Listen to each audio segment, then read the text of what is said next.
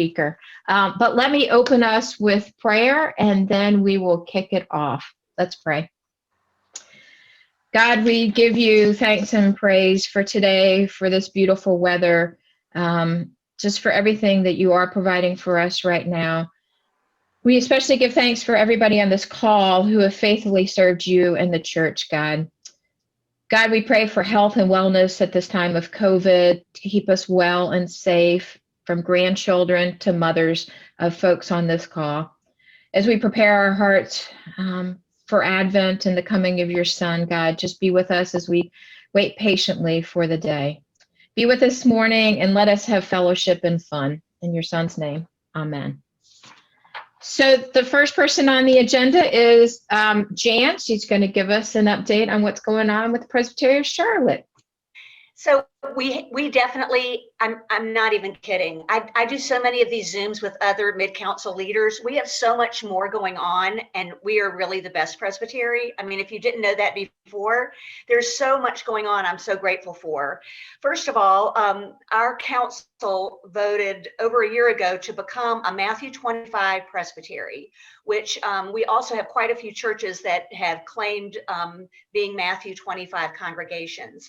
So the Presbyterian Mission Agency in Louisville has promoted this as a lens through which we do our ministry. And so what that means is Matthew 25, if you recall, addresses ministry to the least of these. Jesus said, whatever you did to the least of these, you did to me or for me. And so there are three foci of the Matthew 25, being a Matthew 25 congregation or presbytery, and they are to rebuild or build vital congregations, to eradicate poverty, and to dismantle racism, systemic racism. And so that is how we're trying to make all of our decisions on council. For example, if a decision comes up, we try to see it through the lens of Matthew 25. What would God want us to do with this money? What would God want us to do with this decision, based on those three things? So I just wanted to share that in case you've seen that we're a Matthew 25 presbytery, or you've noticed that some churches, maybe where you have been worshiping, are Matthew 25 congregations. That's what that means. In line with that, we have, as you know, thanks to the wonderful ministry of Betty Meadows, we have ministry teams rather than all the different committees that we had once upon a time. We, of course, have the Committee on Ministry, Committee on Preparation for Ministry, we have the Ministry Resource Committee, and then we have lots and lots of ministry teams. One of them is the Anti-Racism Ministry Team. And that is a very active team. We are hosting, the Presbytery of Charlotte, among other partners, are hosting the National White White Privilege Conference in 2022 here in Charlotte. If you're not familiar with that national conference, it's not a churchy conference. It's never been south of the Mason-Dixon line. Presbyterians have had a connection to it, in that we've had quite a few folks who are Presbyterian speaking.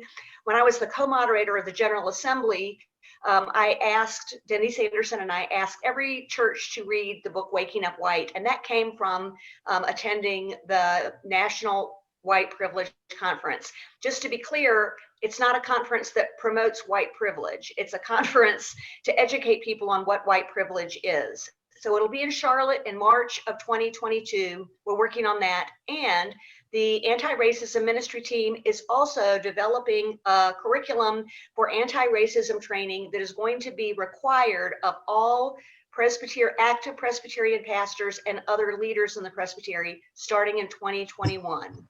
So if you are, even if you're retired, if you're moderating a session, if you are regularly preaching, you will be taking this. It's going to be a wonderful opportunity for us to learn and grow and continue to try to be an anti-racist presbytery. And then the final thing, I'm going to again pat Betty Meadows on the back because she got this started. We are so thrilled since Betty has retired, through my first 2.5 years, we have been trying to build a disaster relief warehouse within the bounds of this presbytery. We received a grant right as Betty was retiring and I was coming on board for $100,000 from the Presbyterian Women. And it took 2.5 years, but we signed a contract last week with the Locust Presbyterian Church in Stanley County. They are leasing a football field to us that will be the construction site for the for the disaster relief warehouse. It will have flood buckets in it, all kinds of equipment. It will be used as a focus point, a warehouse for the whole East Coast. Our presbytery has several tractor trailers, and we deliver emergency disaster equipment all over the eastern seaboard, and even sometimes as far in as Texas. So we will now have one space. We've had these trucks and tractors and flood buckets all over the presbytery. We will have one space, and it will be a great resource for groups to come and sort those flood buckets. It's where we will build shower units and first aid units to be delivered to places that have suffered floods and hurricanes and tornadoes and fires. So I am thrilled to death that this is happening, and the Locust Church is making that possible. So we're just really thrilled. A lot of great things are happening in this presbytery. I'm grateful to all of you, and I really encourage you and invite you to be as active as you want to be on committees, ministry teams, whatever it is you would like to do. And if there's anything in the world you need that Elizabeth can't help you with, let me know, or somebody else on the presbytery staff. One last thing, I wasn't going to say this, but I don't know that all of you have met Alice Ridgel.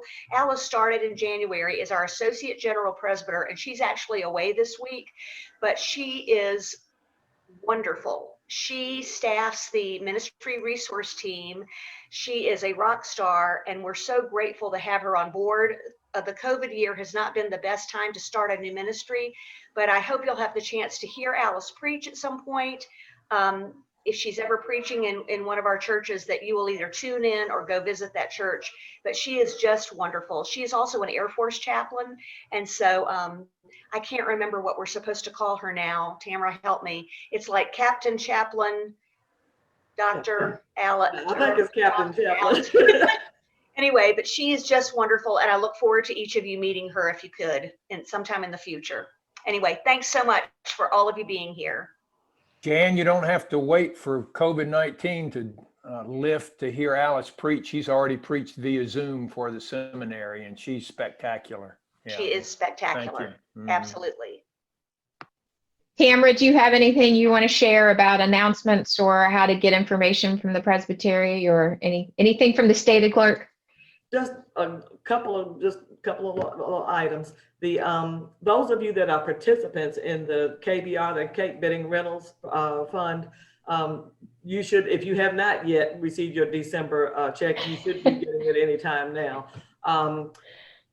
We are working with Wells Fargo on trying to get the direct deposit on that. And we are hoping to have some news on that in the first quarter of the year, so that by the time we get around to our June distribution, that we'll be able to offer direct deposit. We've been pushing Wells Fargo on that for a while, and don't want to make any promises yet, but we're really hoping to be able to do that by the June distribution. Just a reminder that for those rentals fund, every year we have this issue with them being very, very late in getting those IRS forms information out for people to file their taxes. They tell us the earliest that you will get that would be late March or early April.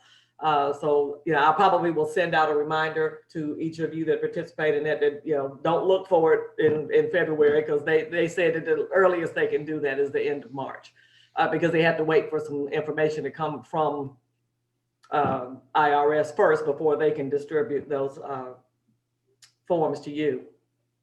Only other thing is, hope that all of you that are retired, even if you're not actively serving at one of our churches, that you still will be able to participate in the life of the presbytery. Our next presbytery meeting will be on February 6th, on Saturday, February 6th.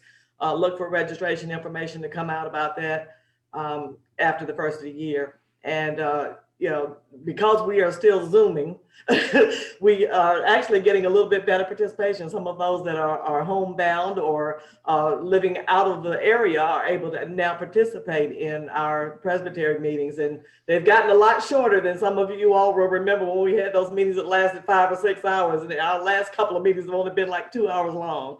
So we hope there have been joyful, great worship and great preaching and wonderful things happening in the presbytery. So we really hope that you all will continue to participate and join us at our next meeting. I think that's it. All I have to say right now. Thank you.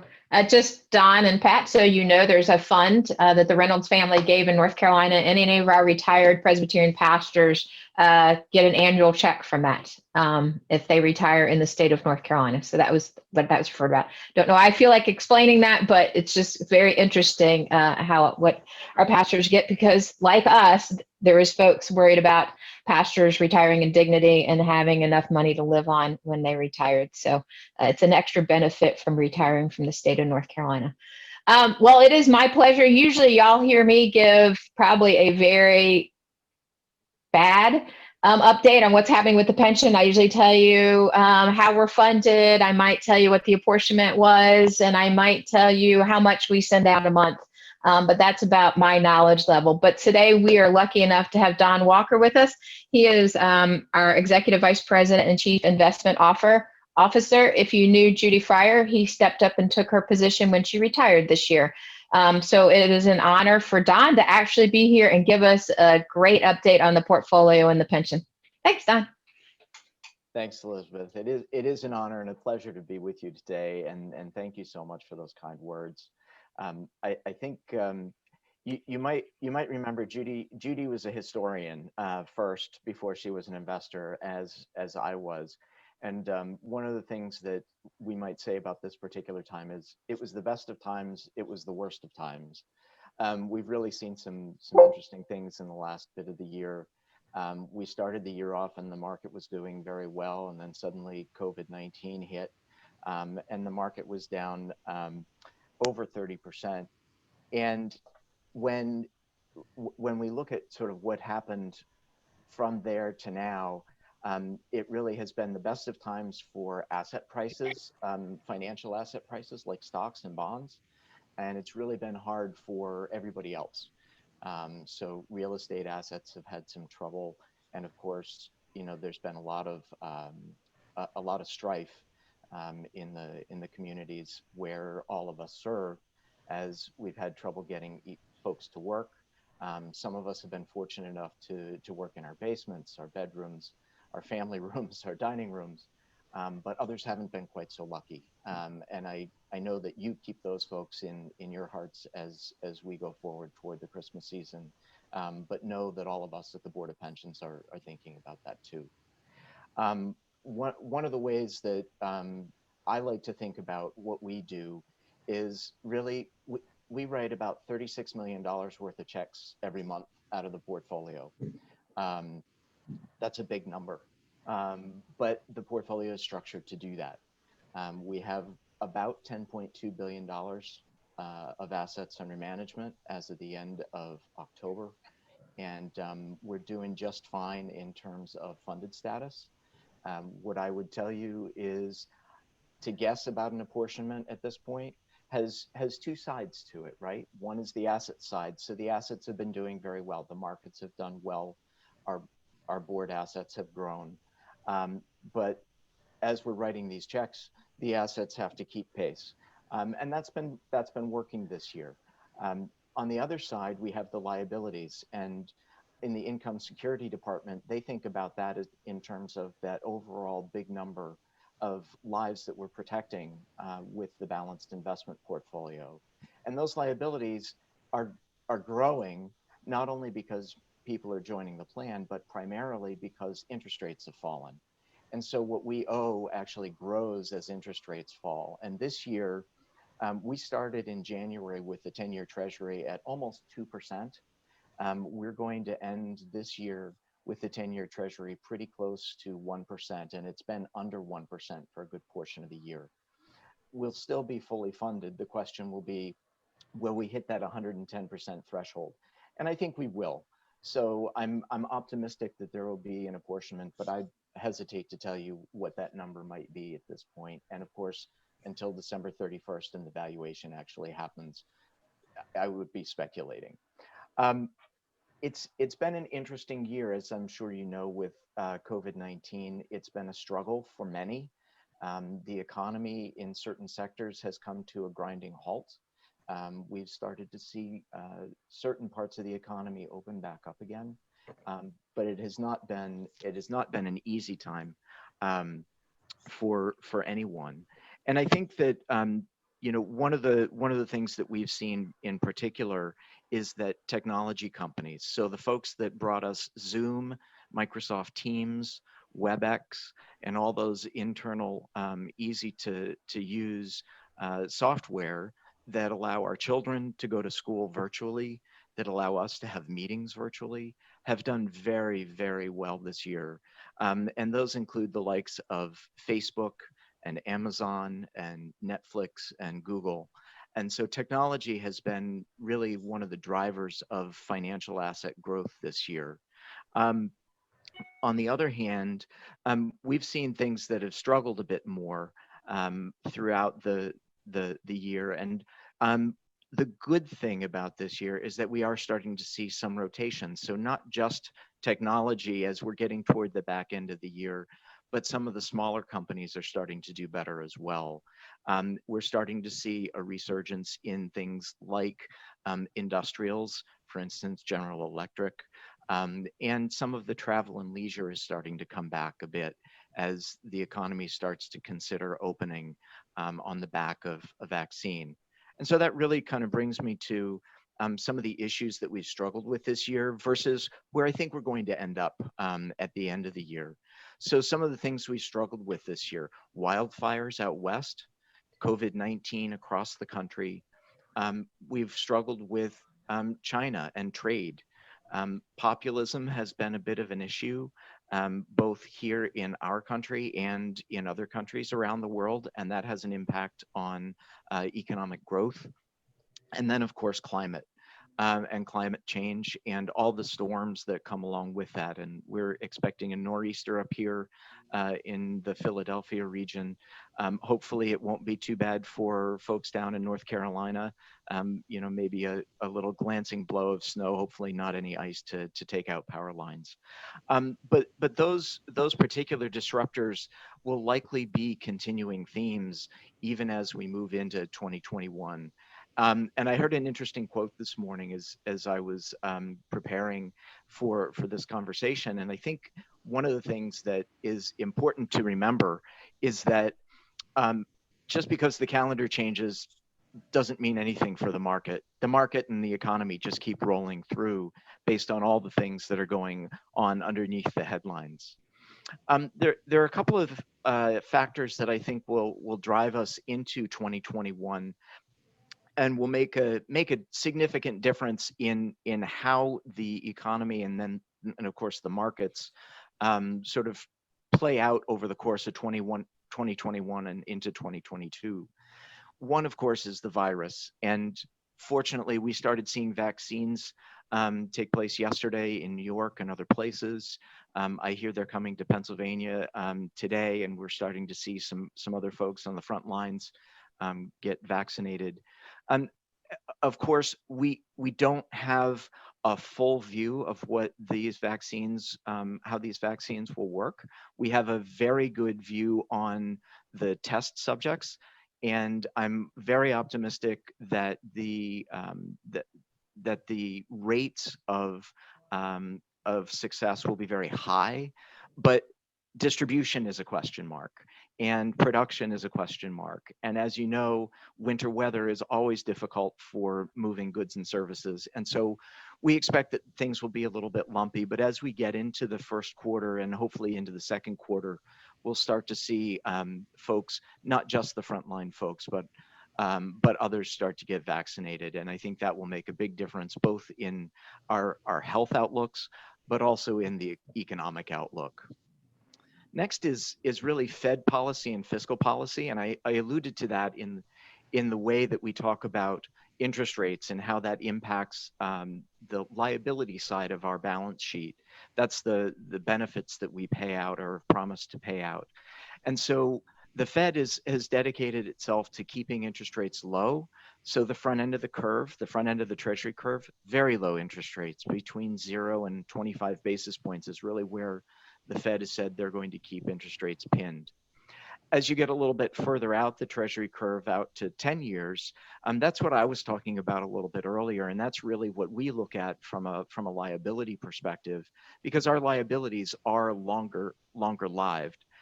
Hopefully everyone has a nice long retirement, 20, 30, maybe even 30 plus years. And for folks that live into their hundreds, and we've seen more than a few of those, we're very happy to continue to write those checks and send them on to retirees. But that does mean that those get discounted at a lower rate. And so those benefits actually cost us a little bit more over time.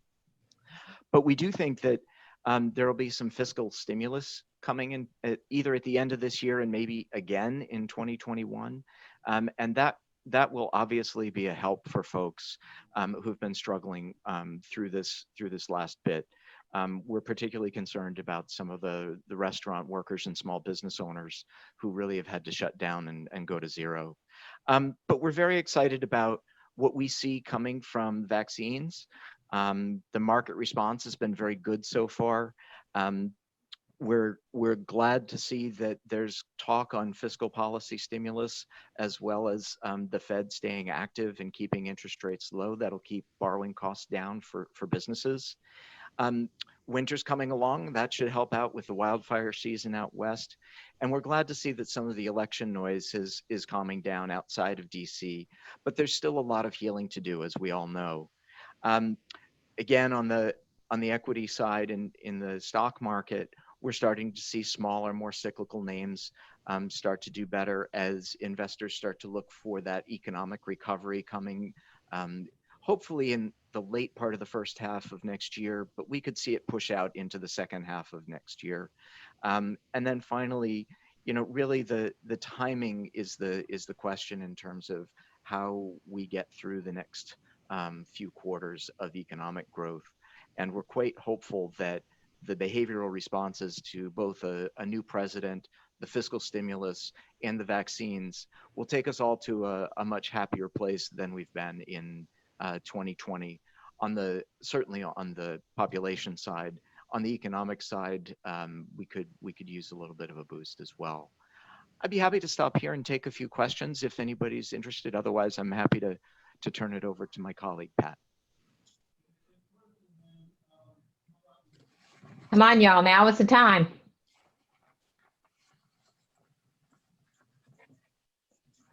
I really don't bite, and I'm happy to answer any questions, including what pets I have.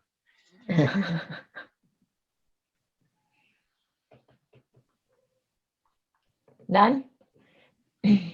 What Well, pets do you have? I'm sorry? What pets do you have? Well, Gene, I'm glad you asked that question. I sort of planted that. I am standing in the basement with my daughter's bunny. We also have two cats and a dog. My daughters are pet lovers, and so we have quite a menagerie here. Thank Don, you. for some of us who are a little slower on the economic side, walk me one more time through the way the low interest rates affect the liability portion and thus the apportionment for the Board of Pensions. Sure. So I'd have you think about which you would prefer in terms of how you grow your money, right? So if you're trying to save for a car, you would prefer to have a higher interest rate because it costs you less to earn that higher interest rate, right? So if you have $100 growing at 8%, you'll get there faster. So we have a big number that we know we're going to have to pay out over time. When we use that lower interest rate to bring that back to today, we have to have a bigger pile of money earning at a lower interest rate in order to get to that bigger pile of money at the end. Does that help? Thank you. Yeah, that did help. Thank you. Well, thank you, Don. Once again, I'm in awe of the size of the portfolio and what his team manages for us on behalf of us, and especially to the retirees who rely on it. So, Don, thanks for all that you do. Now I get to introduce Pat Haynes, and Pat Haynes is our Executive Vice President and Chief Benefits Officer. I'm also in awe of Pat. She's the one that does it all with benefits, figures out what plans we're going to have, pricing, the relationships, the contracts. And so I certainly don't do any of that justice when I try to explain what is going on in the benefits side, except maybe some of the changes. So Pat's going to give us an update on some things that are going on at the board, as well as what y'all can expect if you are part of our supplement plan. So I will turn it over to Pat. Thank you so much, Elizabeth, and good morning, everyone. I was sitting here thinking, I just love listening to smart people talk. And I used to do things with Judy, and I thought nobody could ever kind of talk the way she talked and make complicated things feel easier and me not so stupid. Don, you did it. You know, we all really worried about Judy's retirement, and I am so delighted to have Don fill those shoes, because Don, you did exactly what she did. You made me in all of your brilliance, but not feel stupid at the same time. So thank you for that. You know, I was thinking, what is sort of news you can use? So I wanted to give you a little bit of context on how we're doing our work today. And it's really different, as you can imagine. We are a very social organization. And I don't really mean that in that we love parties, though we do love parties. But how we go through every day is really talking to each other. So I can walk to someone's desk and quickly solve a problem. Our plan operations folk who take all those questions by phone and in writing, you know, they chat among each other, they turn their chairs around and have a quick conversation. So I was really worried when we made a decision back in March to send everybody home. Like, what is this going to look like? And how are we going to continue to care for the 60,000 people who count on us to be this social organization, keeping everything moving? And I'm just going to tell you that we're doing it. We've done it and we're doing it. It's hard. And I'm going to tell you, people love being in their slippers and their sweatpants. I'd rather be in my heels in the office. It is the nature of our business. I feel more productive there, but we're making it work. And so one of the things that hasn't changed is the culture. And I would say that universally throughout our building, metaphorically, is that we remain very focused on doing the things that we need to do to meet your needs. So one of the things that we did, and for those of you who are on the Medicare supplement plan, we talked to our board of directors about our plan had good results, and how are we going to share those results with our retirees who have been so wonderful about supporting this program, and it resulted in their approval of a dues holiday. So let me just lift that up as your December holiday greetings from us, and tell you that we will remain focused on ways of sharing goods. Gifts have been given to us to give. This is not board money. This is member assets that we are responsible for stewarding. And so I consider that we have a huge obligation to ensure that we don't have stockholders. We don't have to turn a profit. We simply need to collect sufficient revenue so that we can meet our expenses. And if we have excess in that equation, then we want to make sure that it comes back to you. So I want to tell you that we will continue to look for ways to share that with you if we are lucky enough at the conclusion of any year to have any kind of excess over expenses of the dues that you have shared with us. Let me just comment a little bit on the general economic condition of our health plan. So when I say our health plan, it's really the combination of our Medicare supplement plan that covers roughly 9,500 of you. That includes you and any of your partners or spouses. And then we have another roughly 30,000 individuals who are covered under our active medical plan. And the general economic condition of our medical plans, plural, is excellent. And in this year of COVID-19, our medical trends are actually down. Now that might sound like good news, but there's a little worry behind that. So our medical trends are down, our pharmacy trends are way up. But on balance, we've experienced lower costs than projected by our actuaries. And what I mean about, I'm not sure this is good news, it's not an unusual phenomenon across the country because there's a lot of deferred care. So in your households, maybe among your friends or relatives, somebody had something that they were supposed to do or wanted to do or needed to do. And they were either told, you better think about coming into a medical facility right now, or maybe you can wait a little bit, or maybe you shouldn't run to an ER. And so deferred care really happens in a number of ways. It happens because somebody had something scheduled and they said, it really can wait. It happens when somebody experiences a symptom and says, in the normal course of time, I might go have this checked out, but right now I'm not feeling secure, so I'm not going to do it. We just don't know how much deferred care really was postponement of necessary care or postponement of things that really could actually be postponed and maybe never even done. And so there's a little bit of worry in our good news because to the extent that there's accumulated neglect or untended medical conditions, we're going to have to wait and watch and see how that unfolds. But in the meantime, our trends are down. And so we need to take advantage of that economic position and make sure we're making good decisions. Something that's been up in addition to the increased cost of pharmacy is telemedicine. So I don't know if any of you have had the telemedicine experience, but I watched my husband have his well visit at our kitchen counter, and I made sure that he got on the scale and told the accurate number. And he did have a blood pressure cuff, so he was able to give a read.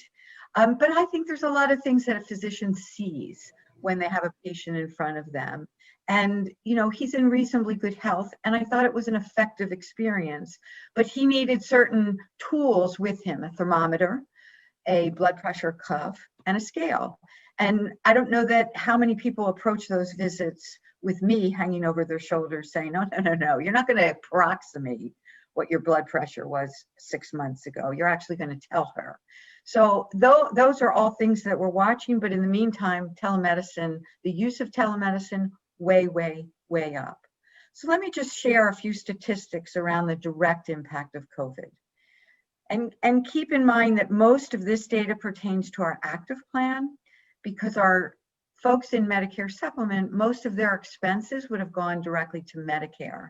And we won't see them until the back end if Medicare hasn't paid them in full. But how many of our members were tested? And this is all through claims data that we see in the aggregate, not specifically. Roughly 7,300 of our members were tested for COVID.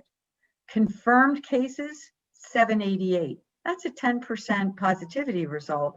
That's relatively high, means people are being responsible about going with symptoms, but roughly a 10% positivity result. 30 of those were coded by Highmark as life-threatening, probably resulting in hospital confinements.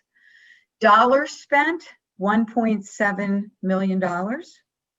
Sounds like a lot, but relative to our total spend, not terrible. Telemedicine, and this is one that fascinates me, 45,000 visits for almost 13,000 patients. So that's roughly 13,000 individual having 3 visits per person virtually. And we spent on telemedicine about $4.2 million, around $93 per visit. What I think is really significant about that, it's not just the teledoc but it's actual dermatological visits, it's pre-surgical consultations, and it's also behavioral health. And this is one that really matters to me. I believe that behavioral health is such a big part of general medical condition, and particularly during these periods of isolation, we want to be sure that people are getting the behavioral health services that they need. And having virtual availability has really increased the use of behavioral health benefits, and I consider that good news. So we will be looking at ways in which we can build that up and extend those services into the future. A couple more statistics that I think are a little bit more sobering, and they cause us all to sort of pause a moment in prayer. The first is, under the CARES Act, individuals were able to access their 403B plan or defined contribution plan and take out retirement funds to help them with immediate expenses. And we had 179 members who took advantage of that. That always worries me when people are using retirement funds in and ahead of retirement. So that's a concern. But more sobering, frankly, are the people that we lost. So in a moment, I'm just going to ask for just a quiet moment of prayer, remembering these folks. They were real human beings, but over the course of this time, we have lost 53 Presbyterian servants, and all these are related to COVID. 32 of them are fellow retirees. 2 of them were active members, 7 dependents, and 11 survivors. So if we could just take 10 seconds and just remember them.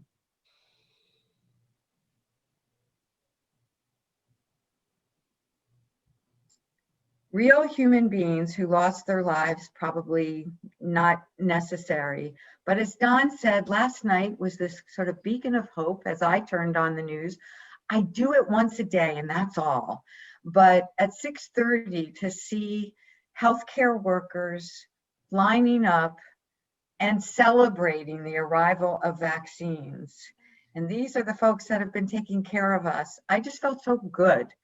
And then hearing a message from Joe Biden that was hopeful and serious, I felt so good. So I think that there's a brighter tomorrow.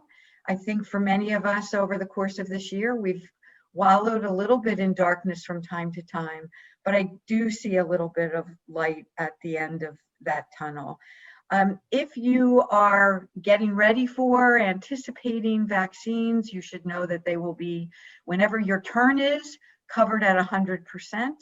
No out-of-pocket expense to you. We haven't quite figured out all the delivery channels and all of that, and order of priority is largely going to be up to state health departments.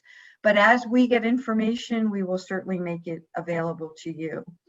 The final thing that I'm just going to mention, and you may have questions or not about it, is our transition to Express Scripts from Optum Rx. Now, some of you lived with us through Express Scripts before, some positively and some negatively. I arrived at the board when we were telling people that they had to use mail or pay more. And I want to tell you that was probably one of the worst decisions that we as an organization ever made.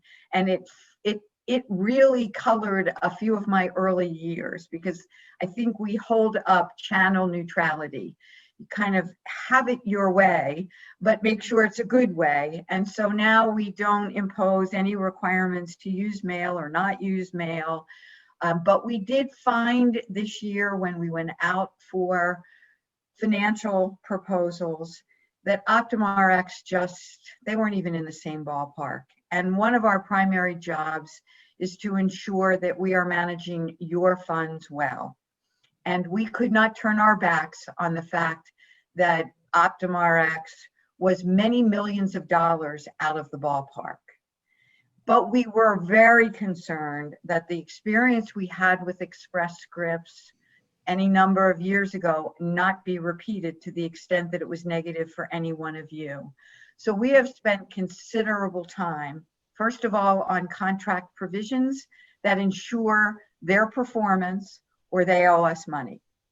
we have spent a lot of energy on an implementation process that demonstrates our care and concern around the disruption of pharmaceuticals.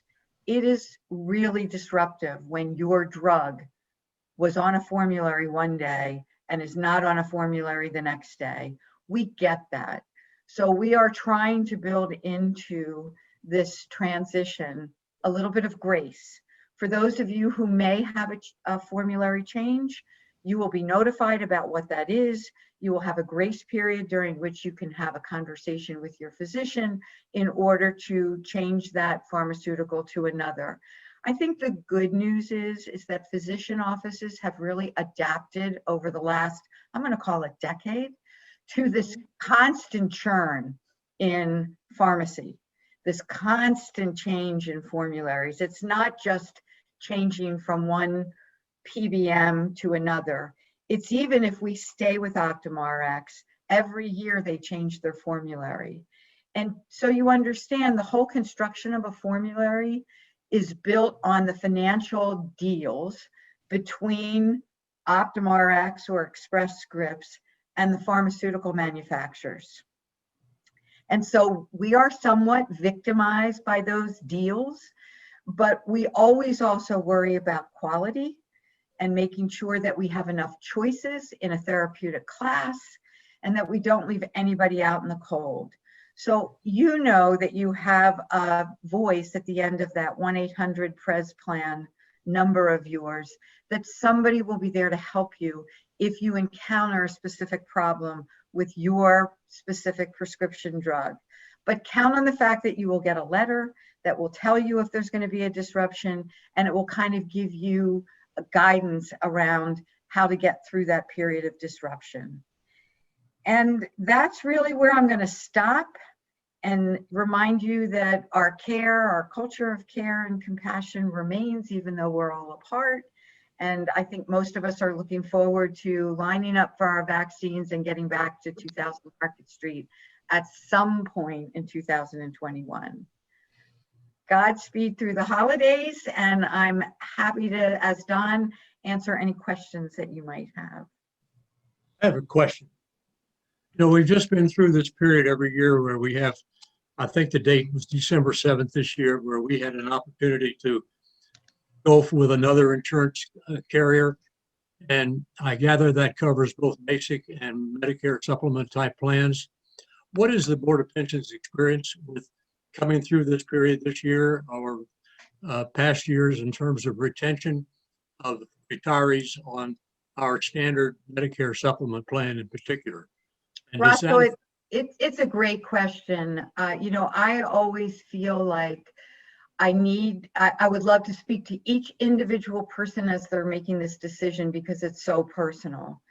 But I'm going to tell you that so many people end up selecting our Medicare supplement plan because of a trust factor and not necessarily because of an economic factor. And I don't know which should win, but I really believe that there are local solutions that can be better economically than our plan. There really are.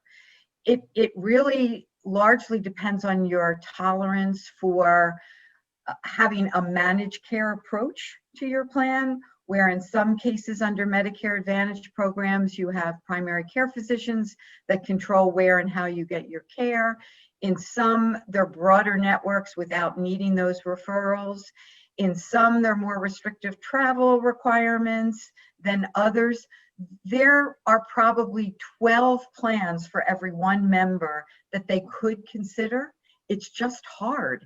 It's hard to get the right information. It's hard to know what's going to be covered.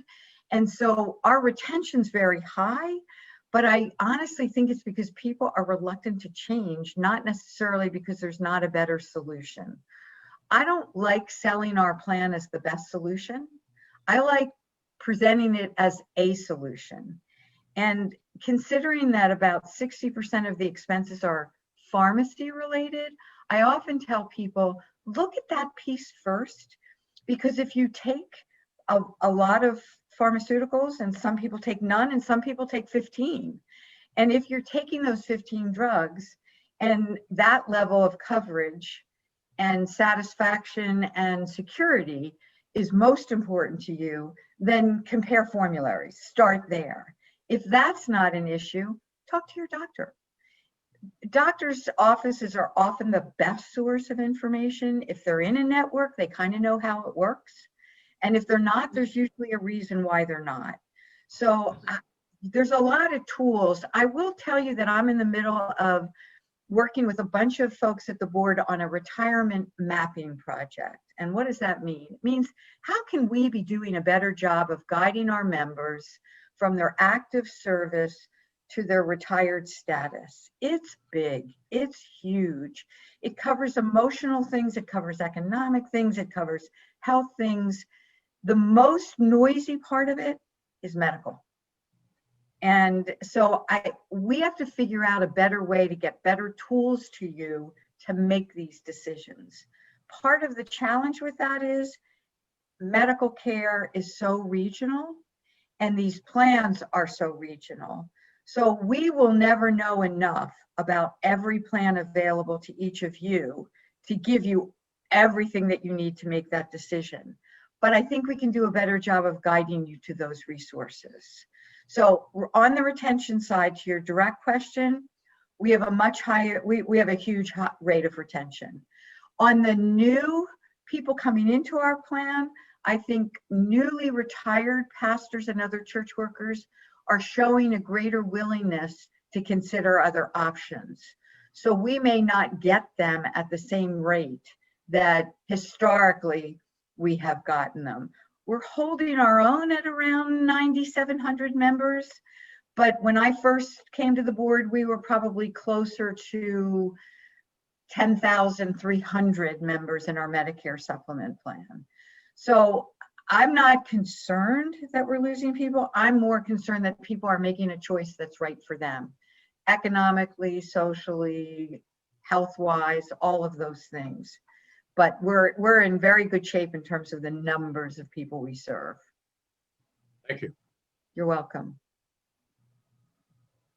Tamara? Hi, Pat. Last weekend, NBC did a story about it. They just happened to pick Express Scripts, kind of an expose about complaints about medications being shipped, if they're supposed to be refrigerated, not being shipped properly, or pills coming crushed or damaged. Have you all had any discussions with the folks at Express Scripts about that particular story, or a number of complaints? I don't think that they're the only ones that have those kind of complaints. They just happen to be the focus in NBC's story. Yeah, no, they're definitely not. And no, we have not. We do have weekly calls with them. We've not yet lifted up that particular coverage, but I also did see it. This whole issue of mass-produced and dispensed drugs, I've toured their facilities as I did Optum RX's, and they would argue, and I might too, that overall safety in dispensing is probably greater in those facilities because of the quantity. So if you've ever gone, I personally like going to the pharmacy, so I'll just say that. I always need a brush or toothpicks or something. But, and I like seeing a pharmacist, and I'm lucky I really don't take any regular medications. But if you are ever in a pharmacy and look at the number of disruptions and distractions that a pharmacist gets in the course of an hour, because a patient has a question, or because they're going to run out and give somebody a vaccination, or because they're trying to answer a question about an over-the-counter medication, it's a very distracting business. So as they're pill counting and confirming, pulling out bins and all of that, there's a lot more electronic controls in a mail order facility. I've witnessed it, I've watched it. But is that stuff going to happen? And part of it is not just how they package, but then the handling. So there's this whole trust factor on who they're using as a distribution partner. When we were with Express Scripts before, they had pretty exclusive, because one of their facilities was in Louisville, and they had a pretty exclusive with UPS. UPS could just sort of drive their truck to the back of the warehouse and pick up drugs. And so I don't know where they are with all of their partnerships like that. But have you guys ever seen or heard of the movie The Traveling Pants? It's very funny. And we had an experience that was not funny with trying to track down and this was with our in our Optum days, a drug that was a UPS delivered drug. It went to the wrong house. Then it went back, and UPS was able to track all this for us, but it was appalling after the fact to look at the forensics. And if that had required refrigeration, it was missing for like 18 days. And it had been back in the back of the UPS truck. It had been in the construction site. It had been someplace else. They have great forensics, but it's kind of scary to watch what can happen. But statistically, I'm going to tell you it's safer in general to rely on a mail order facility that has all of those technological controls in place and no distractions. But thank you. I've just added something to my list for our call. Thank you. Anything else? So Pat, when should we expect our new Express Script cards? I am told they've been mailed. Our objective was to have them in everybody's hand by next week, so there was no anxiety the week right leading up to New Year's. So I would say next week, but they are in the mail. And I always caution everybody, remember they don't start till 1/1. I was going to have my colonoscopy on Wednesday and well, not lying because we weren't close, but the woman in front of me accidentally brought her 2021 medical card and it didn't go over that well. So just remember that there's 2 different years here. So it won't work until 2021. Anything else for Pat, or if anybody thought of an investment type question for Don before we start to close a little bit? Yes, if I can ask Don a question. In regards to our 403B mandatory disbursement, is that done at the end of the year or is it done prior to? That's a really good question. And I have to tell you, I would turn that over to my friends in income security because I'm not familiar with how the 403B is dispersing those required minimum distributions. Pat, do you happen to know that? I don't, but I will find out and circle back with Elizabeth and she'll just get a note out to all of you. I know my own experience with something attached to a Roth of my mother's is that it's automatic at the end of, it has to be paid. It's automatically dispersed probably around the 28th of December. So Okay. I will make sure that I find out how, when, and where it heads. Well, Eddie, no, that's you don't have to do that because I know that after what is it 77 and a half that they automatically make those mandatory disbursements. well, they increased the age to 72 because of COVID, correct? Yes, the age has Okay. been increased. But if you were already on the initial plan, well, it won't affect me anyway. Thank God I may pass 72, so it's a blessing. But no, take that off your plate. That's one thing you won't have to worry about. But it'll come, or we can find out later by calling the investment company Fidelity either way. So I just thought I asked. Mm-hmm. Well, now you've made me curious, so I'll find out anyway. Okay. Betty, Take off mute. Betty, we can't hear you. You're muted. Still muted. Still muted. Unmute. Yay, I got it. This year, I heard that distribution was not was not mandatory this year because of COVID and because so many people are struggling. So I called Fidelity to check that out, and it's true. It doesn't come this year. We don't have to take it. If you want to take it, you can take it, but just call Fidelity and set that up. I did not want to take it, so I just left it in. Thank you, Betty. You bet. Yeah, thank you. Any other questions? So before we wrap up, to try to be kind of on time. Well, I'm going to say goodbye. I just want to say thank you for all and each of you who have served the church so well, so faithfully for all the years. Richard's going to give us a brief what's happening at the seminary, and then he's going to close us in prayer and do a little benediction to send us on our way. But thanks from the Board of Pensions for signing on today, and look forward to seeing you soon. Thank you, Elizabeth. Thank you all for letting me crash your party. I'm a member of the second best presbytery in our denomination that's west of the Catawba. I'm in Western North Carolina, but deeply grateful to Charlotte Presbytery for partnerships with the seminary, for sending us students, for being some of our initial supporting congregations. And this presbytery has carried the load of birthing this extension in Charlotte. So thank you, Charlotte Presbytery, and great to be with these faces on this screen. The father of one of these faces tried to teach me how to preach back when I was in seminary.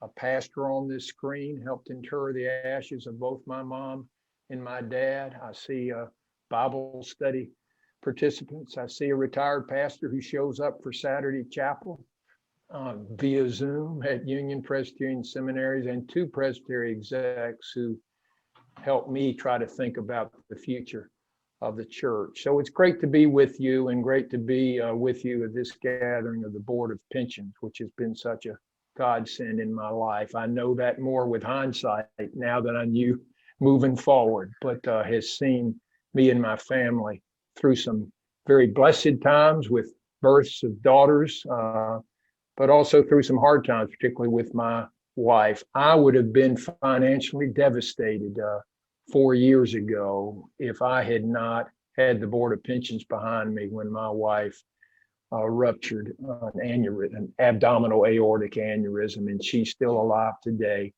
Hallelujah. So the seminary is doing well. Pat, I thought you said it well. I don't have a tie, I'm in sweats, but I would put on my tie any day to be back in person on Saturdays as a seminary community. It just hurts me. I'm in that building by myself on Saturdays as we Zoom our weekly chapel service, and the parking lot's empty and the building's empty, and it breaks my heart. All of y'all who are still engaged with congregations know that deep sense of loss in being together face to face. Nevertheless, our enrollment is up.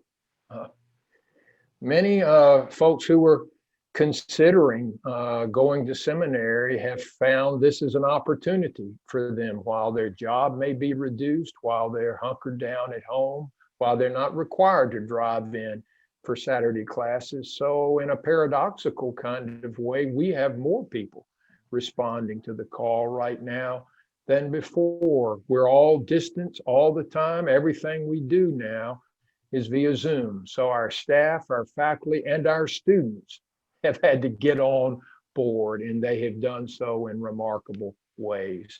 I'm just humbled to listen to people's call stories. I think back almost 40 years ago when I decided to go to seminary and thought I was doing a bold thing.